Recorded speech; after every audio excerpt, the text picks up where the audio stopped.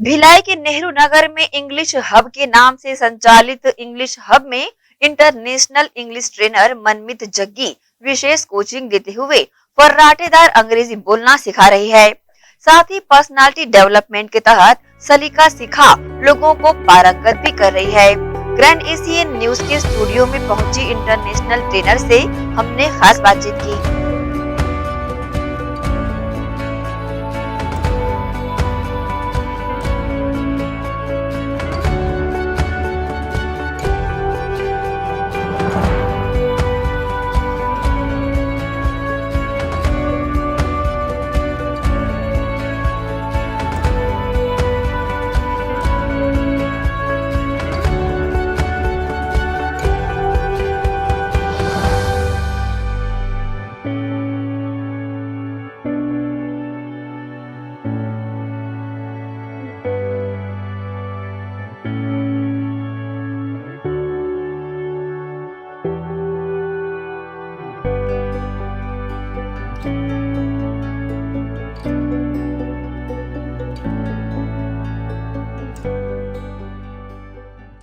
नमस्कार दर्शकों, grand Asian news से मैं शाहिन खान आप सभी का स्वागत करती हूं।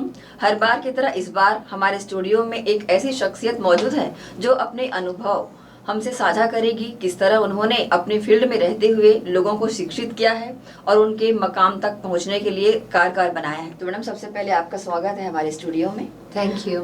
मैडम, आपकी तारीफ करना सूरज को दिया दिखाने के बराबर में है, क्योंकि एजुकेशन हब भिलाई में आप एक ऐसे फील्ड को से होते हुए कि एजुकेशन को बढ़ावा देते हुए खासकर इंग्लिश, हम माने कि आज़ादी के 75वीं वर्षगांठ जहां देश पूरा मना रहा है, हिंदी को मान्यता दी जाती है, लेकिन फिर भी इंग्लिश के बिना सभी कुछ अधूरा है।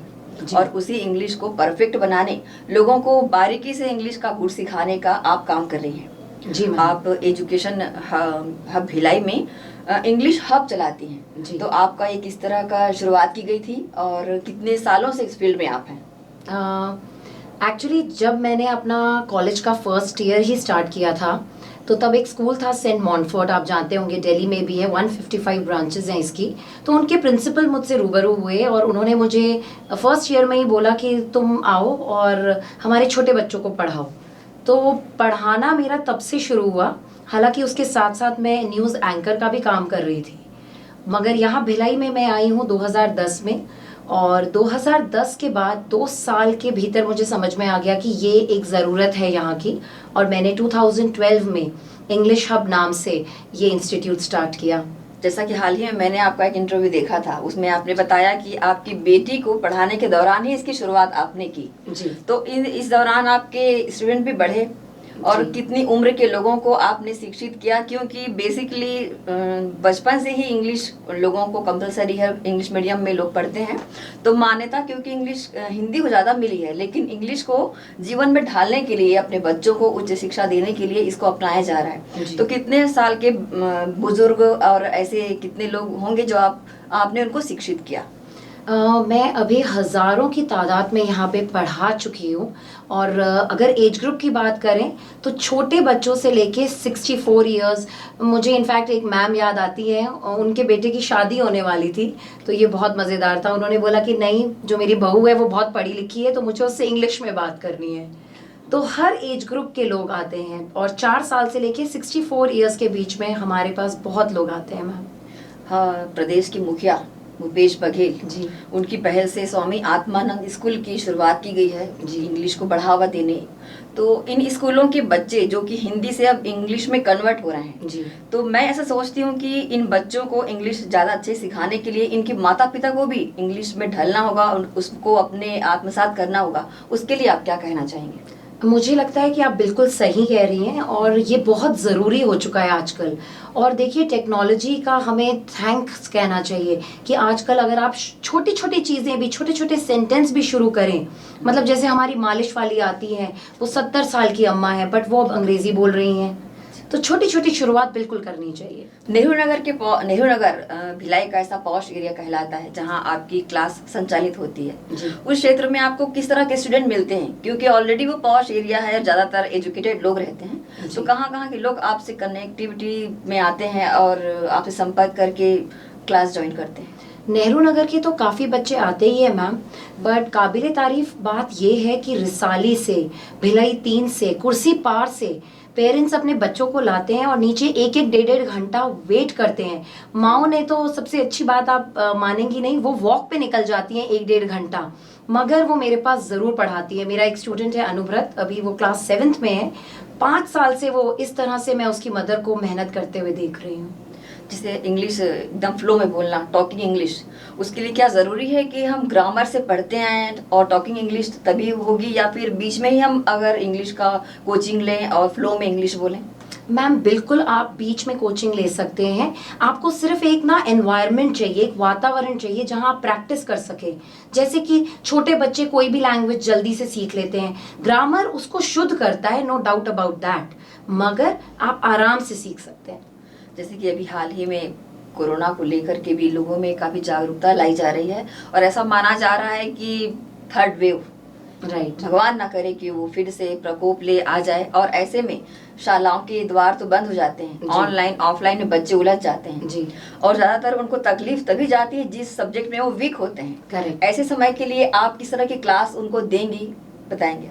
मैम हमारे यहाँ पर ऑनलाइन क्लासेस कोरोना काल से जो स्टार्ट हुई हैं वो अभी तक बंद नहीं हुई है, क्योंकि उस समय मेरे पास ऑल ओवर इंडिया से बच्चे जुड़ गए, तो उनके पेरेंट्स ने मुझे बोला कि नहीं मैम हमें ये कंटिन्यू करना है, तो हम सैटरडे संडे उन बच्चों की क्लासेस लेते हैं। तो अगर ऐसा खुदा न खास्ता हो, मगर अगर ऐसा हुआ तो हमारी तैयारी पूरी है, पढ़ाई नहीं रुकेगी।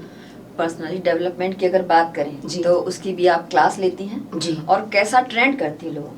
एक्चुअली मैं ट्रेन करती हूँ कि किस तरह से बैठना चाहिए, किस तरह से खाना चाहिए, क्या कपड़े आपको सूट करते हैं, हाइट कैसे आप लंबी दिखा सकते हैं, और बेसिक चीज़ों से शुरुआत करती हूँ। हैंडशेक करना, आंखों में आंखें डाल के देखना, आई कांटेक्ट, कॉन्फिडेंस कैसे आप अपना दिखा सकते हो, इस तरह से हम ट्रेन करते हैं।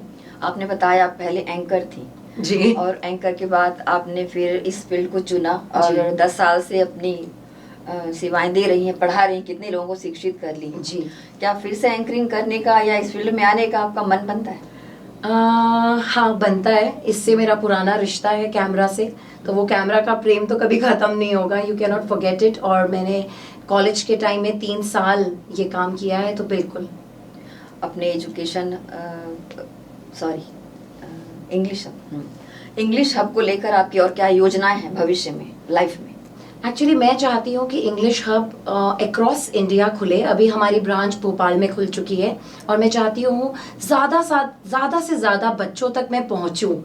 मैं चाहती हूँ जैसे छत्तीसगढ़ के बच्चे इतना अच्छा कर रहे हैं, छोटी छोटी जगहों के बच्चे भी ऑनलाइन टेक्नोलॉजी की वजह से ये सीखें और बेहतर बने। इंग्लिश जहाँ वर्ड आ जाता है तो थोड़ा महंगा लगता है, जो आर्थिक कमजोर बच्चे हैं जी। उन लोगों को कैसी आप मदद करती हैं, सहायता करती हैं, क्योंकि महंगी फीसेस वो प्रोवाइड नहीं कर पाते? जी, कॉलेज के बहुत सारे स्टूडेंट्स जब मेरे पास आते हैं और मुझे दिखता है तो कई बार हम उनको फ्री क्लासेस मुहैया कराते हैं। It is totally free of cost. अभी भी कोई अगर इसको देख रहा है और वो हिंदी मीडियम बैकग्राउंड से है और नहीं कर सकता अफोर्ड मुझको, so don't worry, you have free classes.